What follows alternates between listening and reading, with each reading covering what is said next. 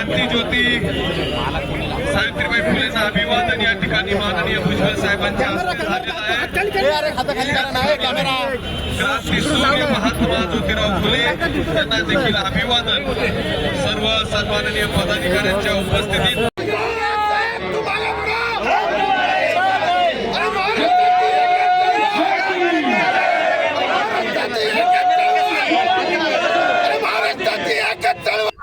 क्रांती ज्योती सावित्रीबाई फुले यांची 195वी जयंती आहे। त्या निमित्तानं त्यांना आदरांजली अर्पण करण्यासाठी मी आज इथं नाशिकमध्ये आलो। आज बरोबर 2 महिन्यापूर्वी माझी जय हृदय शस्त्रक्रिया झाली। अजूनही डॉक्टरांनी जी आहे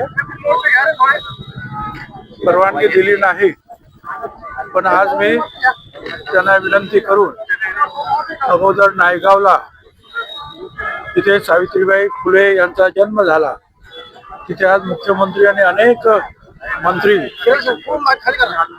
यांच्या बरोबर सावित्रीबाईंच्या जन्मघरात जाऊन त्यांना आदरांजली अर्पण केली।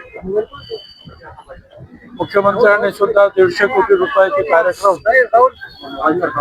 वेगवेगळ्या स्मारकाच्या निमित्तानं भूमिपूजन केलं आणि सातारा नायगाव इथून मी आता नाशिकला आलो। नाशिकवरून आता पुन्हा मुंबईला जातो। क्रांती सूर्य